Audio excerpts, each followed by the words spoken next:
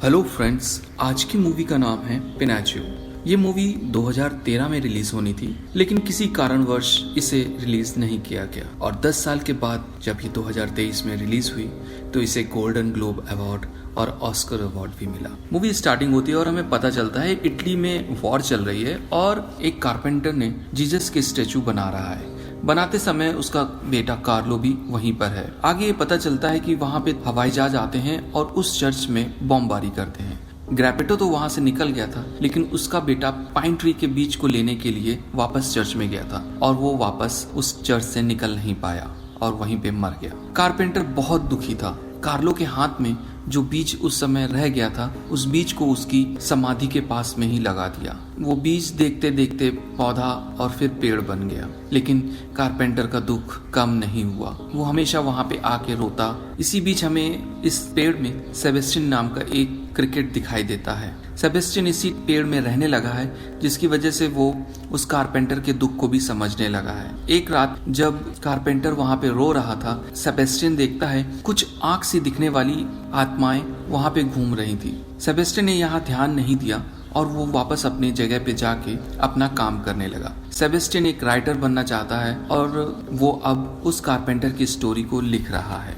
तभी सेबेस्टियन हिलने लगता है। उसे लग रहा था कि कोई ना कोई इस पेड़ को हिला रहा है। वो बाहर झांक के देखता है तो यहाँ पे कारपेंटर उस पेड़ को काट रहा है। नशे की हालत में आज कारपेंटर इतना दुखी है कि उस पेड़ को काट कर उसकी लकड़ी से एक पपेट बनाया और पपेट बनाते बनाते वो अपने घर में सो गया।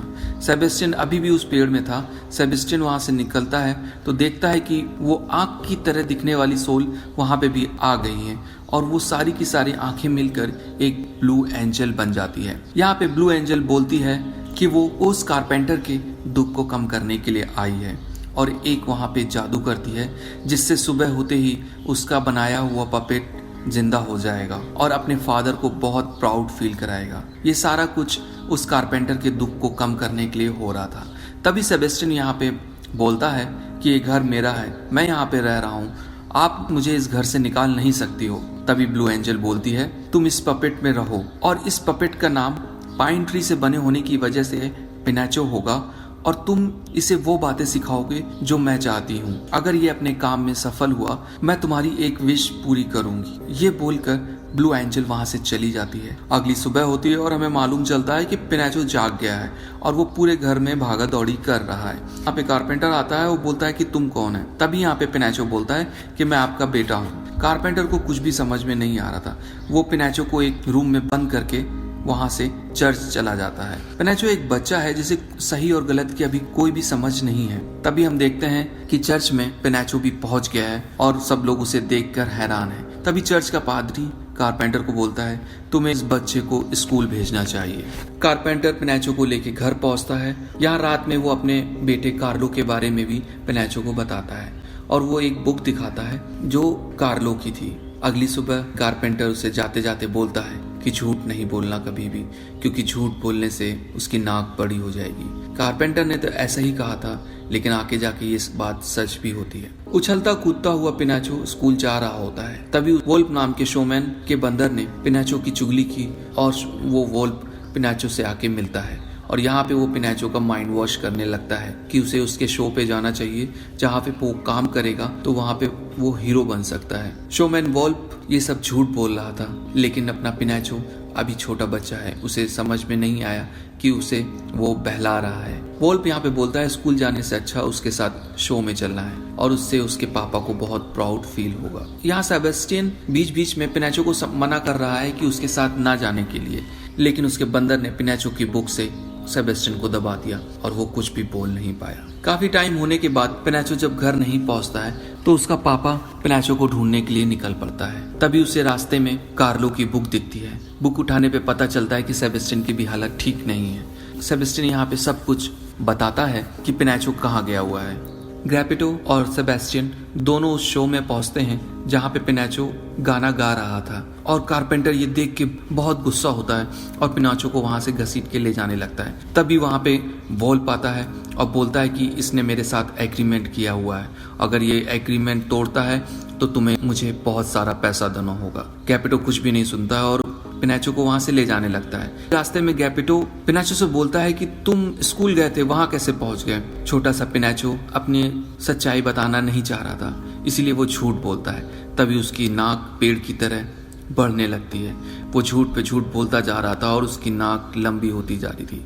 उसके पापा बोल रहे थे झूठ नहीं बोलना चाहिए, तुम देखो झूठ बोल रहे हो, इसी वजह से तुम्हारी नाक लंबी हो रही है। इसी बीच में वॉल्प आता है और पिनाचो को अपने साथ ले जाने की कोशिश करता है, लेकिन यहाँ पे एक्सीडेंट हो जाता है और पिनाचो अपनी बॉडी छोड़कर किसी और लोक में ब्लू एंजल के पास में पहुंचता है।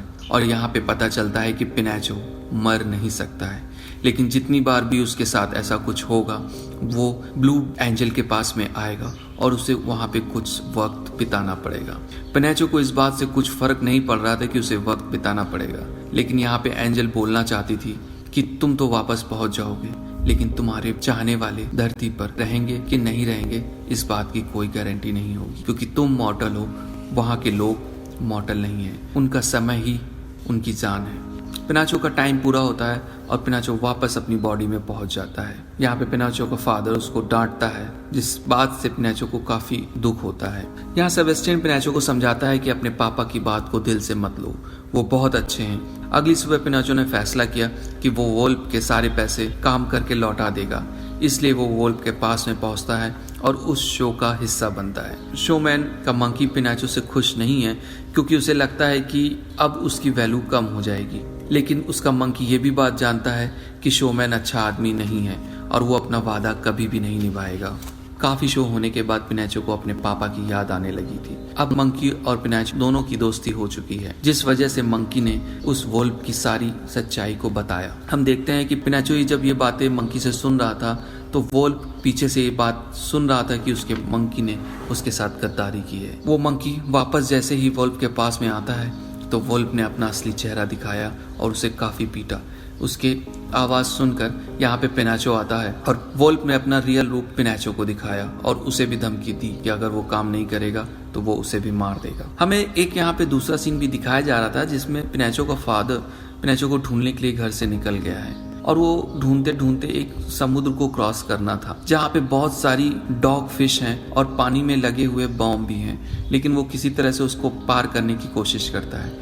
इस कोशिश में पिनाचो का फादर एक बड़ी सी मछली के पेट में फंस गया है। सीन यहाँ पे चेंज होके वापस शोमैन के पास में पहुंचता है, जहाँ पे वो एक बहुत ही फेमस आर्मी जनरल मुसलेनी के सामने अपना परफॉर्मेंस देना चाहता है, लेकिन यहाँ पे पिनाचो ने फैसला किया था कि अब वोल्प को मजा जगाएगा और उस परफॉर्मेंस के टाइम पे उसने बहुत ही गंदा परफॉर्मेंस किया, जिससे मुसलेनी गुस्सा होता है और उसके सर्कस को जला देता है और यहाँ वो मुसलेनी ने पिनाचो को भी गोली मार दी है। पिनाचो वापस ब्लू एंजल के पास में पहुंचता है और थोड़ा वक्त गुजार के वापस अपने बॉडी में आता है। तभी वो देखता है कि अब वो अपने विलेज के एक आर्मी मैन के साथ में है। उसका बेटा भी अपने फादर को निराश नहीं करना चाहता है, जिसकी वजह से वो काफी डरा रहता है। उसके बेटे और पिनाचो में काफी अच्छी दोस्ती हो गई है, लेकिन ट्रेनिंग के लास्ट टाइम पे दोनों को एक टास्क दिया जाता है जिसमें किसी एक को जीतना होता है, लेकिन पिनाचो और उसके बेटे ने फैसला किया दोनों मिल के जीतेंगे और यहाँ गेम को टाई करा देते हैं।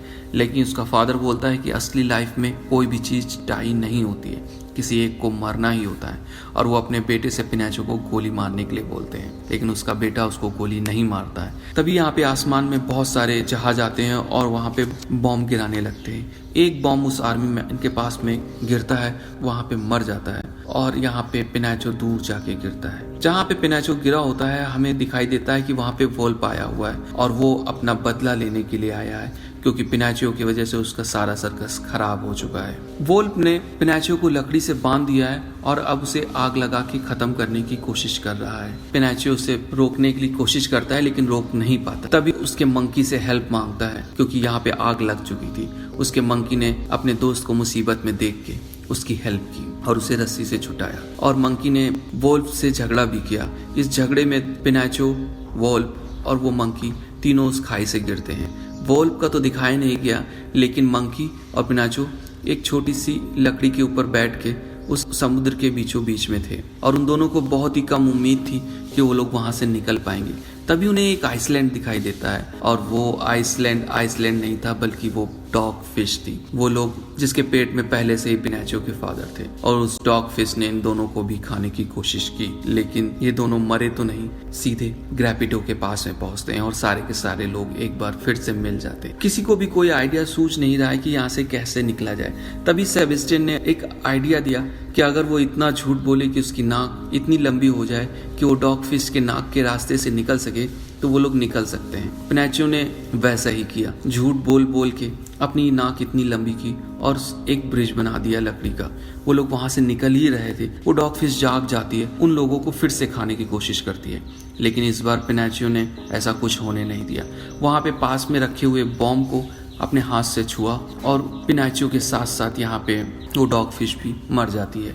पिनाचियो एक बार फिर से ब्लू एंजल के पास में पहुंचता है, लेकिन इस बार पिनाचियो बहुत जल्दी में है, क्योंकि वो जानता है कि उसके फादर के पास ज़्यादा टाइम नहीं है और वो लोग पानी में ज़्यादा देर तक जिंदा नहीं रह सकते हैं। यहाँ पे वो ब्लू एंजल से जल्दी जाने के लिए रिक्वेस्ट करता है, लेकिन ब्लू एंजल बोलती है तुम यहाँ से जल्दी नहीं जा सकते हो। ये टाइमर खत्म होने के पहले अगर तुम यहाँ से जाने की कोशिश किए तो तुम वापस कभी जिंदा नहीं हो पाओगे। यहाँ से जाने के बाद वो लाइफ तुम्हारी आखिरी लाइफ होगी। पिनाचियो ने कुछ भी नहीं सोचा और उस ग्लास को तोड़ा। उस ग्लास के तोड़ते ही वो वापस अपनी बॉडी में पहुंच जाता है और पिनाचियो ने अपने फादर और उस मंकी को बचा लिया, लेकिन इन लोगों को बचाने में पिनाचियो की जान फिर से चली जाती है। मंकी, ग्रैपिटो, सेबेस्टियन सब लोग बहुत दुखी हैं। तभी यहाँ पे वो एंजल आती है। एंजल पिनाचियो को देख रही होती है। तभी यहाँ पे सेबेस्टियन बोलता है कि मैंने शायद अपना काम अच्छे से नहीं किया, लेकिन पिनाचियो ने वैसा ही किया जैसा आप चाहती थी।